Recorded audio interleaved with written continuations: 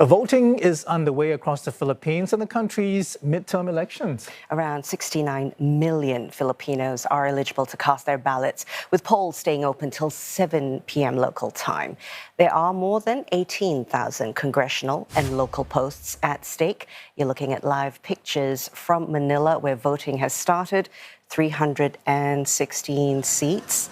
Half of the 24-member Senate and thousands of local posts. But all eyes will be on the senatorial race, given an ongoing feud between the powerful Marcos and Duterte clans. Elected senators will preside over Vice President Sara Duterte's impeachment trial, which could see her barred from political office for life.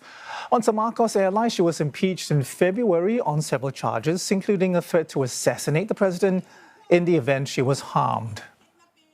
Well, the fate of her father, who's the former President Rodrigo Duterte, also looms large over these elections. He's currently in the custody of the International Criminal Court and facing charges of crimes against humanity for presiding over a deadly war on drugs. Mr. Duterte's name is also on today's ballot because he's running for mayor of his hometown, Davao City in Mindanao. The midterm elections are also seen as a referendum on President Ferdinand Marcos Jr.'s performance as voters grapple with economic concerns, jobs, access to healthcare, as well as education. But experts say many Filipinos are still expected to vote based on candidates' links to political families and celebrity appeal. And for more insight, we are joined by Michael Henry Yusingco. He's Senior Research Fellow at the Ateneo School of Government. Michael, thank you very much for joining us. So we know there are over 18,000 positions to be filled, and we just mentioned why the Senate seats are so important for both coalitions. So help us do the math right now. How many of the 12 Senate seats does Sara Duterte need to avoid impeachment and a ban on politics? And as it stands, is either coalition holding an edge as we go into polling?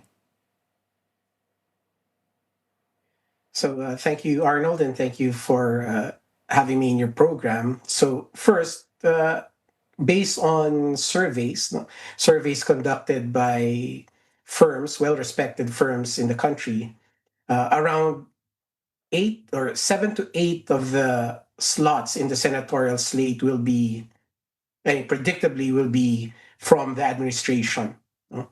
And then the last four slots could be filled by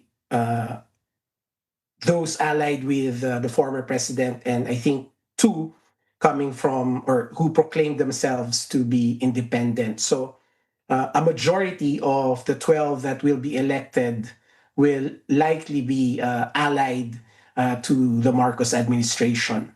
Now, as to the numbers that Vice President Sara Duterte needs to escape the impeachment complaint against her, she needs 9 votes in the Senate. So that's 9 out of the 24. Now, I can't answer you now whether she has those numbers or not. No?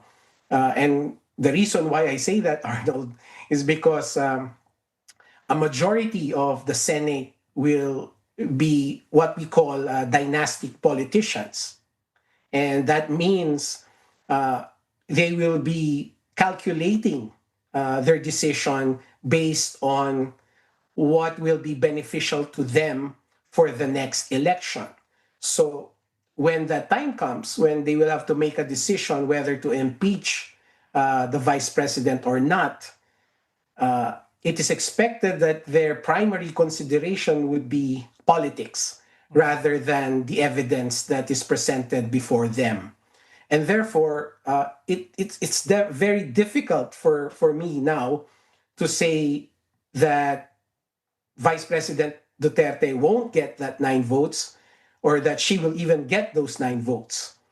But certainly, given the fact that a majority, if not all of the 24 senators will be dynastic politicians or allied strongly with dynastic families or political dynasties, then that decision will mainly be influenced by political considerations rather than legal presentations. Understood. Okay, so the numbers suggest you might be in trouble, but it's fluid and a lot can change between now and that trial. Michael, China was a campaign issue. We know, at least for one side, Marcos Jr. and his allies, making tense relations a focal point, but Sara Duterte has largely been quiet. I mean, do we know whether Filipinos want an assertive candidate who will stand up to Beijing, or do they prefer going back to what Rodrigo Duterte was doing? Well, not with the candidates, I would say. Filipinos in general would like to have a stronger position against incursions in the West Philippine Sea. Now, whether that's President Marcos or the Senate or other political leaders, it doesn't matter, I would say, because the general sentiment of Filipinos, or majority of Filipinos, would like to have our government pose a stronger response against the incursions. Now, as to whether that translates to this election, I would say it's not really important because of the candidates themselves. No? The candidates have conducted a campaign that rarely discussed extensively the government's position in the West Philippine Sea vis-a-vis China. No? So if ever this matter was discussed during the campaign, it was mainly through the use of motherhood statements or slogans, or just appealing to the feeling of patriotism. There was really no opportunity for candidates to offer an extended explanation as to what government should do or what government shouldn't do in this particular matter. So whether voters will consider this matter as something that will influence them in voting, I wouldn't say that it would in this election, because of the candidates themselves not offering any substantial positions in this matter. And Michael, the other factor could be the United States, because as we know, President Donald Trump's influence has been felt across multiple elections in recent months. So where does he figure in these midterms? I don't think he does, Jasmine, because again, this particular elections, the candidates chose to be, I would say, insular. I would say to talk about just themselves and project an image that they care and nothing more. No, so the tariff war, the trade wars, those are very serious geopolitical issues, but they were never extensively discussed during the campaign by the candidates. Even the Marcos administration candidates never endeavored to make the position of the government clear to voters. So it's very hard for me to say as to this issue being a determining factor for voters, again, because of the candidates themselves refusing to tackle this issue during the campaign. Michael, you mentioned family dynasties as being a very important factor for these midterms.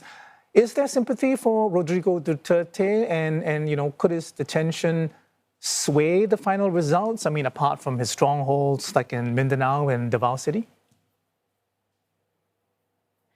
That seems to be the case, Arnold, because a majority of Filipinos actually support the ICC arrest and detention of the former president.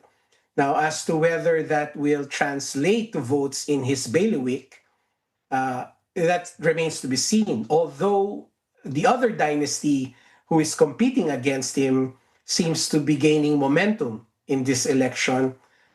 So if the former president loses this election in his bailiwick, and his family as well, other family members as well, lose this election, then that could be a strong indication that their brand is no longer enjoying the luster that they were enjoying before, and therefore that could be, some an indication of their decline in this world of transactional politics.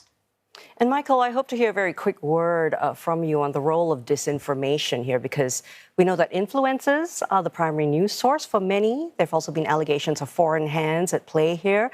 The view is that the Duterte clan possibly dominates this over the Marcos clan. So you can't discount this in elections, right? Disinformation?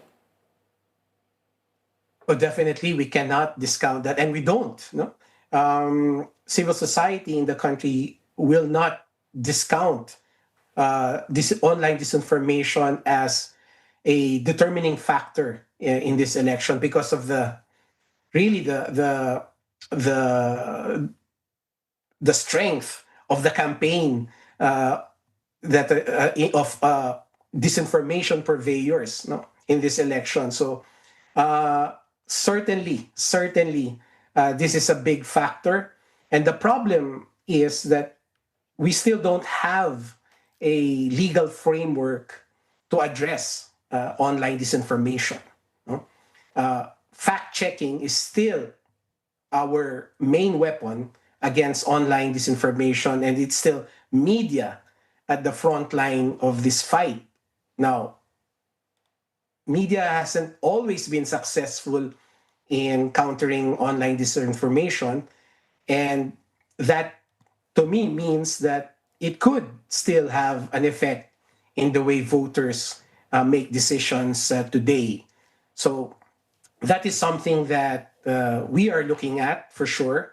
And it's something that lawmakers, or those who will be elected to Congress, that they should be looking at, because of the absence of a legal framework that counters this existential problem for us. Well, we have till 7 p.m. local time to see how this story will unfold in the Philippines. Thank you very much for your thoughts. We're speaking with Michael Henry Yusingco, who's Senior Research Fellow from the Ateneo School of Government.